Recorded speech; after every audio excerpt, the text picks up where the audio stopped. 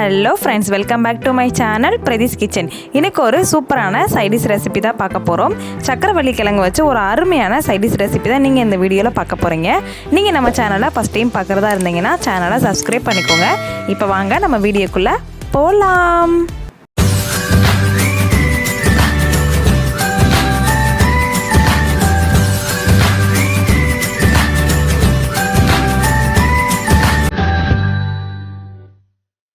Hi friends, இன்றைக்கி வந்துட்டு சக்கரவள்ளி கிழங்கு வறுவல் தான் பார்க்க போகிறோம். அதுக்காக பார்த்தீங்கன்னா ஒரு 1/4 கிலோ அளவுக்கு இன்றைக்கி நான் சக்கரவள்ளி கிழங்கு எடுத்திருக்கேன். இப்போ நம்ம இந்த கிழங்குல உள்ள ஸ்கின் எல்லாத்தையுமே நம்ம ரிமூவ் பண்ணிக்க போகிறோம். நீங்கள் அப்படியே வேக வச்சு பண்ணுறதா இருந்தாலுமே பண்ணிக்கலாம். நான் இன்றைக்கி பார்த்தீங்கன்னா வறுவலுன்றனால ஸ்கின் எல்லாத்தையுமே நம்ம ரிமூவ் பண்ணிவிட்டு அதுக்கப்புறமா தான் நம்ம செய்ய போகிறோம். ஸோ வந்துட்டு ஸ்கின்னு பார்த்தீங்கன்னா கொஞ்சம் ஹார்டாக இருக்கும். இந்த மாதிரி வந்துட்டு நல்லா நீங்கள் ரிமூவ் பண்ணிக்கோங்க பீலர் வச்சு.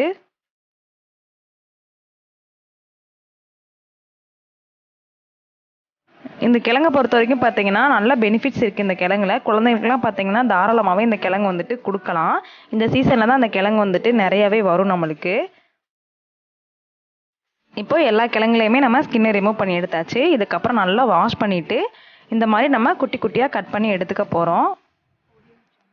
கிழங்கு பார்த்தீங்கன்னா கொஞ்சம் ஹார்டாக இருக்கும் கட் பண்ணுறப்ப. ஆனால் வறுத்தோம் அப்படின்னா நல்லாவே சாஃப்ட் ஆயிரும். சீக்கிரமாகவும் பார்த்தீங்கன்னா நம்மளுக்கு வறுபட்டுரும்.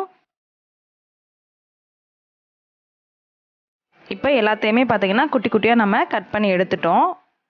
இந்த அளவுக்கு பார்த்தீங்கன்னா நான் கட் பண்ணி எடுத்து வச்சுருக்கேன். இப்போ நம்ம செய்ய ஸ்டார்ட் பண்ணிடலாம். இப்போ பார்த்தீங்கன்னா அடுப்பு பற்ற வச்சு ஒரு கடாய் அடுப்பில் வச்சுருக்கேன். கடாய் நல்லா ஹீட் ஆனதும் தேவையான அளவுக்கு நல்லெண்ணெய் சேர்த்துருக்கேன்.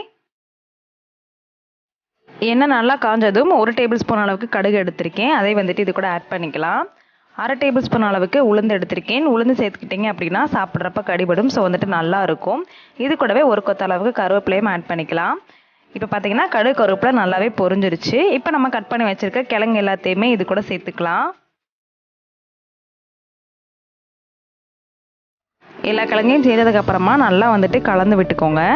ஸ்டவ் பார்த்தீங்கன்னா மீடியம் ஃப்ளேம்லேயே வச்சுக்கோங்க. கிழங்கு பார்த்தீங்கன்னா வேகிறதுக்கு ரொம்ப டைம் எடுக்காது. டக்குன்னு வந்துட்டு கிழங்கு வெந்துடும். இப்போ கிழங்கு வேகிறதுக்கு தேவையான அளவுக்கு உப்பு சேர்த்துக்கலாம். இது கூடவே 1/4 டீஸ்பூன் அளவுக்கு மஞ்சள்தூள் சேர்த்துக்கோங்க. 1 டேபிள் ஸ்பூன் அளவுக்கு காஷ்மீர் ரெட் சில்லி பவுடர் எடுத்திருக்கேன். இது பார்த்தீங்கன்னா கலருக்காக தான், காரம் வந்துட்டு கம்மியாக இருக்கும். இப்போ மசாலா எல்லாம் சேர்த்ததுக்கப்புறமா எண்ணெயிலே ஒரு 5 நிமிஷம் நல்லா வதக்கி விட்டுக்கோங்க. மசாலாவோட பச்சை ஸ்மெல் போகிற அளவுக்கு எண்ணெயிலே நல்லா கிளறி கொடுத்துக்கோங்க. நீங்கள் வெறுமனே எண்ணெயிலே வதக்கிறதா இருந்தாலும் வதக்கிக்கலாம். இன்றைக்கி பார்த்தீங்கன்னா நான் தண்ணி தெளித்து தான் வேக வைக்க போகிறேன்.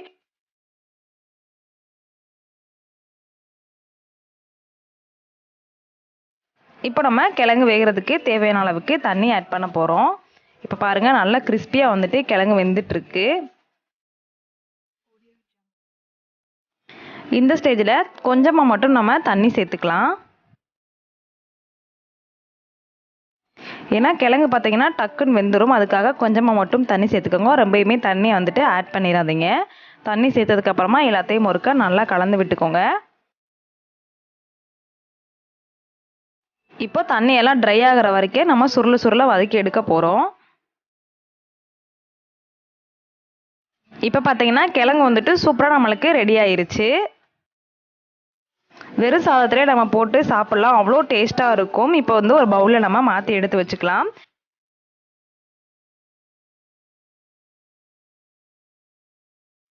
அவ்வளோதான், சூப்பரான சக்கரவள்ளி கிழங்கு வந்துட்டு நம்ம ரெடி பண்ணி முடிச்சிட்டோம். இது ரெடி பண்ணுறதுக்கு பார்த்தீங்கன்னா ரொம்ப டைம் எடுக்காது. டக்குன்னு வந்துட்டு நம்ம ரெடி பண்ணி முடிச்சிடலாம். கண்டிப்பாக இந்த ரெசிபியை நீங்கள் உங்கள் வீட்டில் ட்ரை பண்ணி பாருங்கள். ட்ரை பண்ணி பார்த்துட்டு எப்படி இருந்துச்சோ உங்கள் ஃபீட்பேக்கை மறக்காமல் என்னோட கமெண்ட் செக்ஷனில் ஷேர் பண்ணுங்கள். என்னோட வீடியோ உங்களுக்கு பிடிச்சிருந்துச்சு அப்படின்னா என்னோட சேனலை லைக், ஷேர், கமெண்ட் பண்ணிக்கோங்க. கூடவே பக்கத்தில் இருக்க பெல் ஐக்கானையும் கிளிக் பண்ணிக்கோங்க. அப்போ தான் நான் போடுற வீடியோ எல்லாமே உங்கள் நோட்டிஃபிகேஷனில் வரும். நீங்களும் வீடியோவை மிஸ் பண்ணாமல் பார்ப்பீங்க. நிறைய பேர் பார்த்தீங்கன்னா நம்ம சேனலை சப்ஸ்கிரைப் பண்ணாமே பார்த்துட்ருக்காங்க. ஸோ சப்ஸ்கிரைப் பண்ணிக்கோங்க. அடுத்து ஒரு சூப்பரான ரெசிபி இல்லை சூப்பரான கண்டென்ட்டோட நான் உங்களை மீட் பண்ணுறேன். அது வரைக்கும் பாய்.